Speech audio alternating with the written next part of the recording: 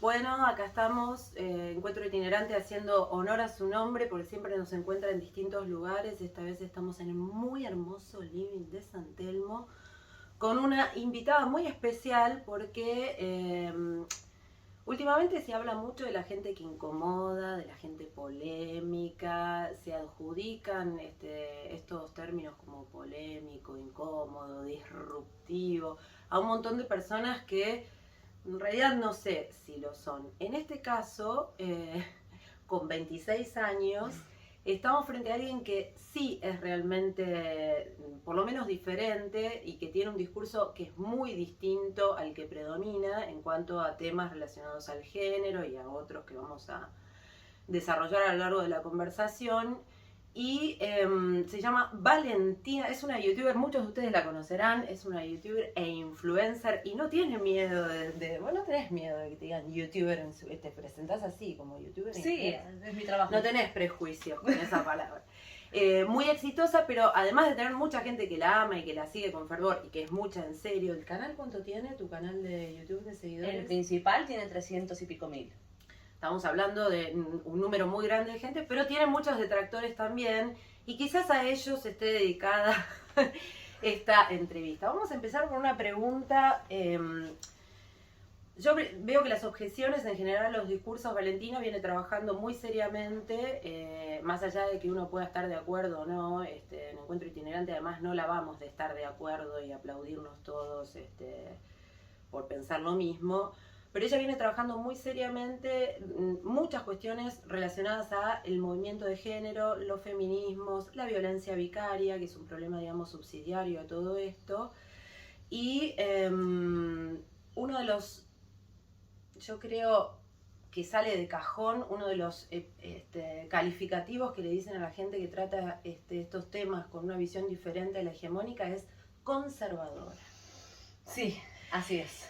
Justo vos, conservador. Es muy gracioso porque en general la acusación de conservador viene de gente que vive de una manera conservadora y que por ahí tiene un discurso que en apariencia no lo es. Vos sos una persona conservadora, ¿cómo es tu vida? Contanos un poquitito de eso para dejar zanjado ese problema. Todo lo contrario. Todo lo contrario. Y es gracioso porque en general cuando se encuentra una persona como yo, que se dedica principalmente a las críticas de las narrativas de género, se tiende a pensar o asociarnos a ideas, y te lo digo, de derechas, conservadoras, católicas, hiperreligiosas, y en realidad en mi caso es todo lo contrario. Yo soy una persona que creo que si me tengo que definir de una forma u otra, soy todo lo contrario conservadora.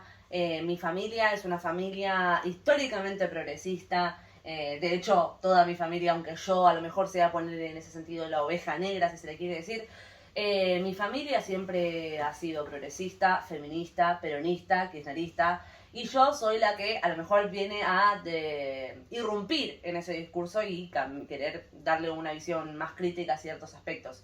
Pero sí es cierto que mi forma de vivir a nivel personal no es conservadora en lo absoluto. De hecho, se tiende a asociar el conservadurismo con, por ejemplo, la LGTBI-fobia y cosas por el estilo. Yo soy abiertamente bisexual desde que tengo 12 años. Siempre lo he hablado abiertamente con mi familia. Soy muy abierta en el sentido de que, quiero decir, yo me tomo el liberalismo desde ese lugar. También podríamos hablar un poco de eso, ¿no? Pero sí, para mí muchas veces se asocia las ideas del liberalismo, el liberalismo clásico, que en realidad al conservadurismo, y es todo lo contrario. Desde mi postura yo creo, por supuesto, la libertad económica, pero ante todo creo en la libertad individual, y me parece uno de los pilares de cualquier tipo de libertad de la que estamos hablando. Entonces, no creo que desde mi punto de vista yo me pueda considerar conservadora desde el lugar en el cual creo que cualquier persona, desde un punto de vista honesto de la libertad, puede vivir su vida de la forma que desee y puede perseguir su propio proyecto de vida, siempre y cuando no interfiera en el proyecto de vida del prójimo. Entonces, desde ese lugar, creo que no me puedo considerar conservadora. No te lo pueden decir con demasiada autoridad. Por otro lado, tampoco sería un pecado tan grave, pero bueno, es algo que se le achaca generalmente a las personas que muestran alguna disidencia con los discursos hegemónicos. Bueno, había usado hace unos momentos la palabra hegemonía o hegemónico, y que es un término, una terminología que se puso de moda en los últimos años y que varía de acuerdo a quién la enuncia. Digamos, para algunos, por ejemplo, si vos trabajás dentro de las instituciones del Estado, y estás representado por este gobierno o el anterior, no importa, ¿no? Digamos, pero estás representado de alguna manera por las instituciones, vas a decir que los medios son hegemónicos, que el discurso hegemónico es el discurso patriarcal, etcétera, etcétera. Ahora bien, si sos una persona que no está integrada a esa estructura, podés llegar a interpretar la hegemonía exactamente como lo contrario, porque exactamente hay un discurso que baja de las instituciones, de los medios, que coincide, de las empresas, etcétera. ¿A vos qué relación tenés con lo que se llama hegemónico y cuál es tu visión sobre la hegemonía actual? ¿Cuál es para vos la hegemonía del presente? Y mi relación con lo hegemónico es conflictiva. Sí. Es conflictiva. Más de lo hegemónico con vos, por ahí. Exacto. Porque además yo al principio podía tener ciertas sospechas, pero ahora me doy cuenta desde otro lugar, desde la comunicación en YouTube, hasta qué punto tiene efecto esto, ¿no? Y tengo ejemplos recientes de cosas que me han estado pasando en los medios estos días, de los que vos ya sos consciente. Sí. Pero uno se da cuenta, por lo menos yo, trato de identificar cuál es el relato hegemónico en función de lo que veo que se repite de forma constante en instituciones políticas, en medios de comunicación, en los medios masivos, ¿no? Entonces quiero decir, cuando uno se da cuenta de que, por ejemplo, hay, y hablo de mi ámbito, creadores de contenido, comunicadores políticos, que hablan con un discurso que beneficia o que apoya el relato hegemónico, el que vemos que sea de las instituciones en ruedas de prensa, el que vemos que sale en los debates del Congreso, en los que vemos que salen en los medios de comunicación, en los que vemos que salen los medios de comunicación que están parcial o totalmente financiados por dinero público. Entonces, en función de todos estos componentes, encontrás a lo mejor a estos comunicadores políticos que forman parte de la comunicación independiente en YouTube, en Instagram, en TikTok o en otros ámbitos, que a lo mejor tienen en realidad un poder de convocatoria o de llegada que es mucho menor al que tenemos otros de nosotros. Sin embargo, como sí que cala o es funcional al discurso hegemónico, esos contenidos llegan a unos puertos que el nuestro jamás va a llegar ni puede llegar. Con respecto a lo que yo hago con la crítica a las narrativas de género, una de las cosas que me encuentro habitualmente es que no se me menciona con nombre y apellido. Y esto pasaba años atrás con descubrimientos científicos de mujeres, donde eran anotados a nombres de hombres, porque en esa época no podía una mujer ejercer la ciencia como la ejercía un varón. Hoy en día, esto me está sucediendo a mí con la comunicación respecto a la crítica de las narrativas de género.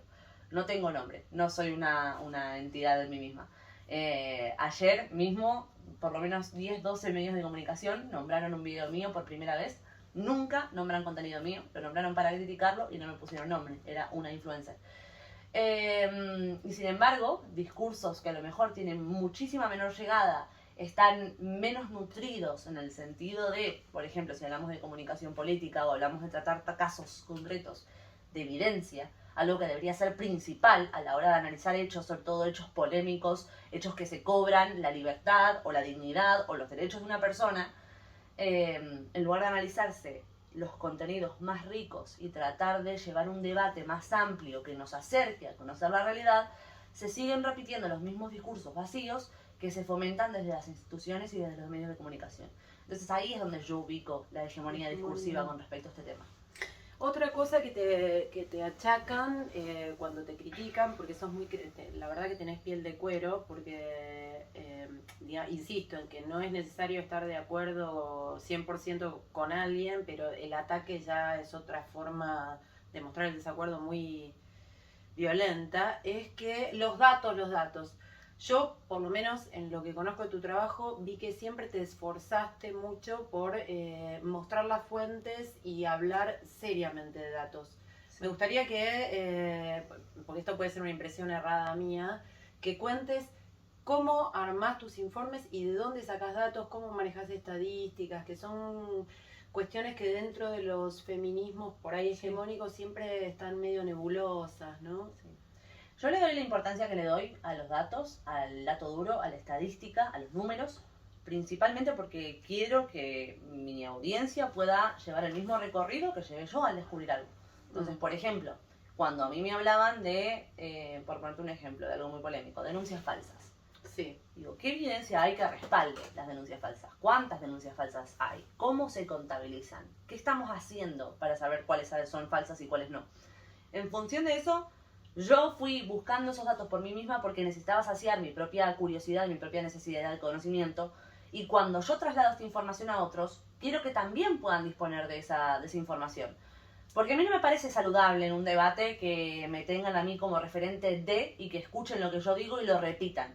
A mí no me interesa eso, a mí me interesa que la gente pueda dar el debate por su propia cuenta, que la gente pueda ir a buscar información, que la gente sepa cómo acceder a esa información. Una cosa que sucede mucho acá en Argentina es que no hay datos sobre ciertas cosas y se utilizan para argumentar los datos de otros países. Esto me lo estoy encontrando hace mucho tiempo, en el último año sobre todo, con respecto a cosas como denuncias falsas o violencia vicaria. Los datos no se recogen en Argentina, se emplean los datos que se recogen en España. Entonces nos encontramos artículos tanto en España como en Argentina hablando de las cifras de España de denuncias falsas, diciéndote que la Fiscalía recoge un 0,01%. ¿De verdad hay un 0,01%? ¿Conozco yo a todos los casos? ¿Cómo? ¿De verdad? Es mucha casualidad. Cuando uno se pone a estudiar cómo salen esas cifras, por ejemplo, hablando de este mismo ejemplo de denuncias falsas, vos vas a la memoria fiscal, que es lo que saca la Fiscalía cada año, y te explican el método de cómo las contabilizan. Parten de las retiradas de acusación. Esto quiere decir que si tenés 160.000 denuncias por violencia de género, por ejemplo, por año, y las retiradas de acusación, que esto quiere decir cuando el juez, el fiscal de turno, ven que la denuncia es tan flagrantemente falsa, con posibilidades de ser falsa, que ellos mismos, por oficio, retiran la acusación y entra en una contabilización donde luego se empiezan a investigar si hay posibilidad de que sean falsas o no. No es que una retirada de acusación implique necesariamente que lo sean, simplemente se considera que ese caso se va a evaluar. Un caso muy famoso que hubo en España es de una niña que denunció a su padre y en el propio juicio la niña y su madre dijeron que era mentira, que la niña se lo había confesado y que había armado la historia en base a ver La Rosa de Guadalupe. Esto lo dijo la niña y su madre en el juzgado. Ahí no podemos hablar de una cuestión de interpretación o que el juez sea un juez machista, por ejemplo, o misógino, que quiera perpetuar la violencia contra las mujeres, sino que tenemos un claro caso de una nena chica que no tiene culpa de nada, porque es una nena, y miró una serie y se inventó esa historia y quiso hacerlo, y cuando se dio cuenta de que estaban hablando de algo serio, se lo confesó. Ahí hay una retirada de acusación. De 160.000 denuncias por año, las retiradas de acusación son de 18 a 30. Es decir, nunca podrá haber más denuncias falsas que el máximo de las retiradas de acusación, que son 30. En base a esas 30, se analizan los casos y se ve si alguna, evidentemente, hay pruebas de que fue una denuncia falsa.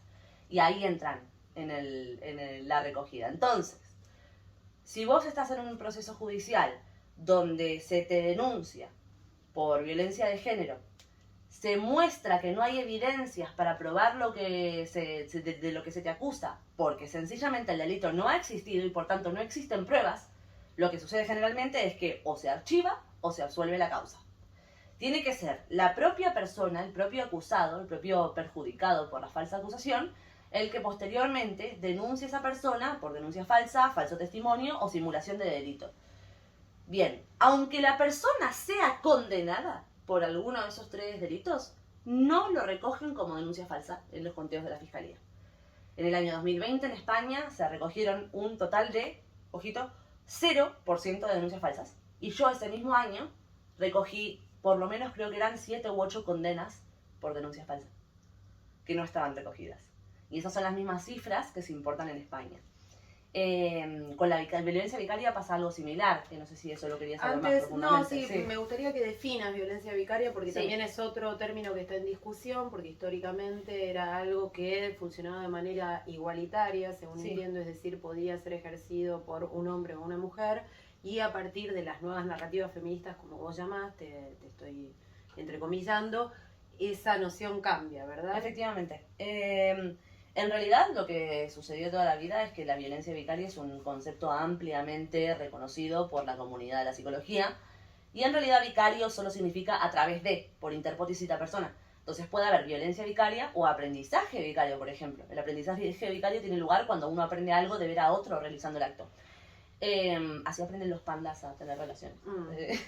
Pero en paralelo a esto, la violencia vicaria solo se definía como la violencia que se da a través de.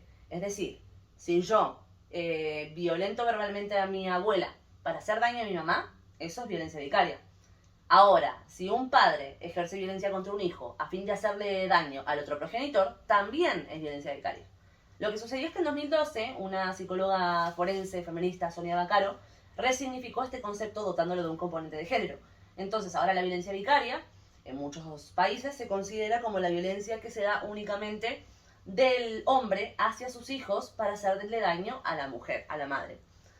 Y esto es algo comprobable porque uno entra en la web de Sonia Vaccaro, se va a la definición de violencia vicaria, ella escribe su propia definición y ella misma dice, yo lo he denominado violencia vicaria. Sin embargo, esto se toma como algo que no es un capricho de ella, sino que se instrumenta institucionalmente, ¿no? Exacto. De hecho, en España ya se tipificó la violencia vicaria dentro de la ley de infancia, dentro de la protección a los menores. Y se está concibiendo como la violencia que ejercen los padres sobre los hijos a fin de hacer daño a las madres, copiándose la definición de Sonia Vaccaro. Esto es un problema muy grande porque al tipificarlo dentro de una ley de infancia, lo que estás consiguiendo es desproteger a la mitad de los menores que son víctimas de violencia vicaria en cualquier otro sentido que no sea el padre hacia la madre. Entiendo. Y claro, esta definición está llegando acá a Argentina también. Claro, una de las cosas interesantes de Valentina es que al haber vivido en España este último tiempo, aunque ahora la tenemos acá, viene viendo anticipadamente cosas que efectivamente llegan a Argentina un poco tarde, pero copiando específicamente el modelo español, sobre todo en relación al género, y también el modelo canadiense, me parece, ¿no?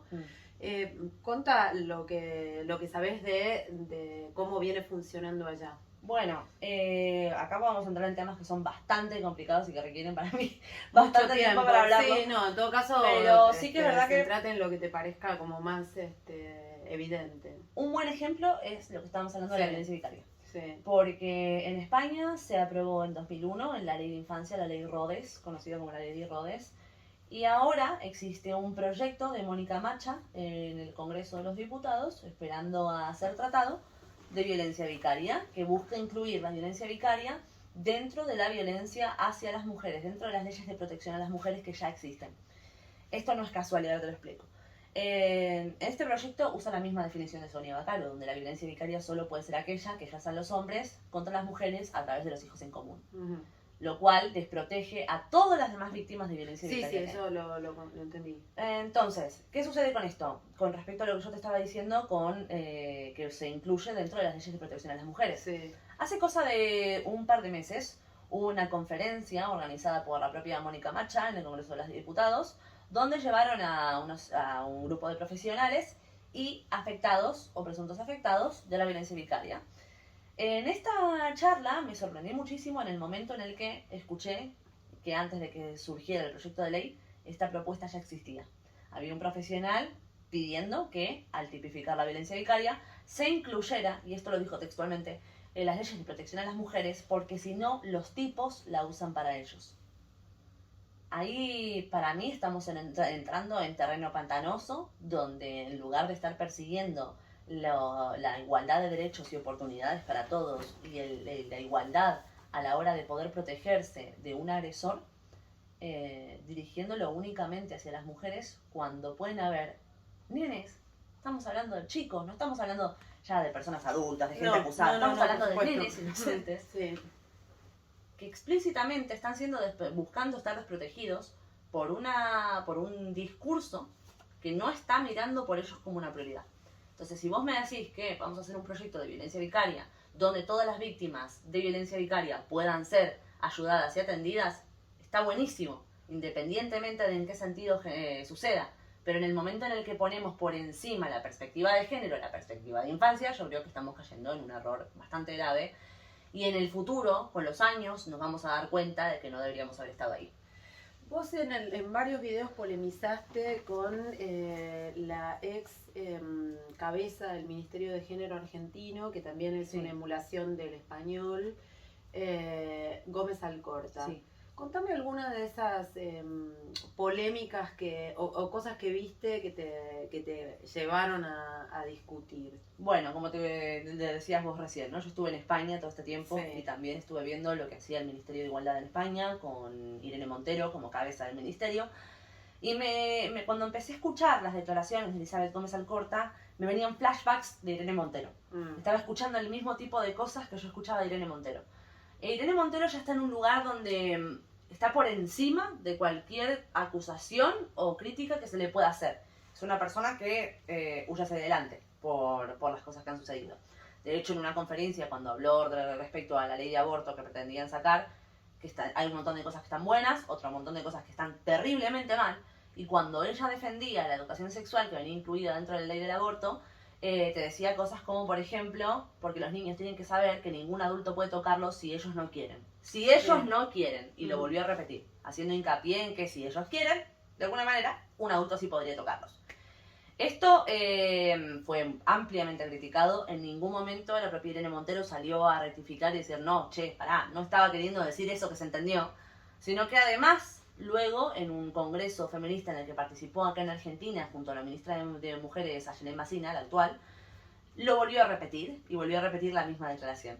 Entonces, Irene Montero ya está por encima de cualquier crítica que le puedan hacer. Le da igual, sencillamente le da igual. Y Elizabeth Gómez Alcorta, no. Elizabeth Gómez Alcorta todavía parecía un poco más comedida a la hora de hablar, pero caía en los mismos errores que Irene Montero. Entonces a mí se me ocurrió que podía llegar a ser una buena idea llevar a la crítica los puntos de Elizabeth Gómez Alcorta para ver si yo soy muy optimista en algunas ocasiones o muy idealista, y capaz se da cuenta y, no sé, se puede llegar a un debate o a que se analicen de otra manera los datos. Yo la escuché hablando en entrevistas, hablando de Milei, por ejemplo, que podrá haber puntos a favor o puntos en contra con lo que defiende Milei, pero se puso a mentir explícitamente con datos contrastables. Yo me puse a mirar las estadísticas que salen de las propias oficinas de protección a las víctimas de violencia de género y del Ministerio de Mujeres y no se condicen con las declaraciones de Elizabeth Gómez Alcorta. Yo tengo videos comparando sus declaraciones sobre los datos con los datos reales oficiales del gobierno de Argentina y no le dan la razón. Y luego comete otra serie cometía, porque ya no está en su cargo, otra serie de errores, si se le puede querer llamar de alguna manera, pero que son perfectamente esperables, que es la doble vara de medir que existe con respecto cuando juzgamos ciertas acciones a un grupo, cuando las juzgamos a otros. Recuerdo cuando sucedió todo lo de la presunta violación grupal de Palermo, que esto es un tema que sabes que yo me metí mucho y es muy polémico. Sí que la ministra de Mujeres había salido a decir que estos no eran monstruos, eran hijos sanos del patriarcado. Ahí me parece que estamos entrando, incluso desde el punto de vista feminista, en un error muy grave.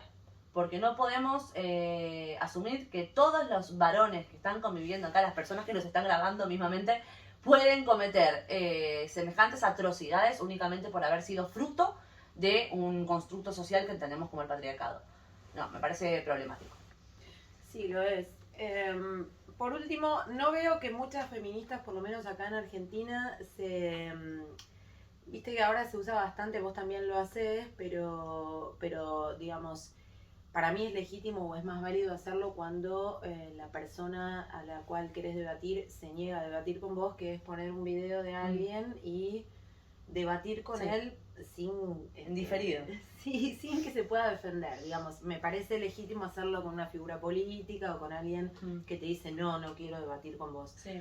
Llegado el caso, ¿vos estarías predispuesta a debatir con cualquier feminista argentina, sea funcionaria, aunque esté o venga de alguna ONG o de medios de comunicación? ¿O sos una persona reactiva que ya dice, no, yo con esta gente no puedo hablar porque estamos...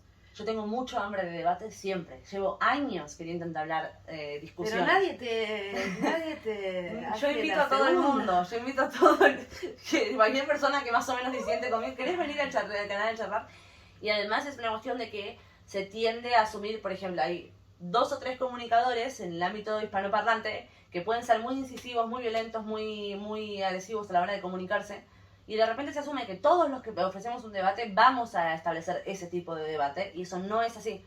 Entonces, yo siempre que tengo la oportunidad de invitar a alguien a debatir a mi canal, ofrezco todas las facilidades posibles. Les digo, mira, podés estar sin cámara, que no se te vea la cámara. Podés poner un seudónimo, que no se sepa tu nombre. Podemos poner un moderador elegido por vos.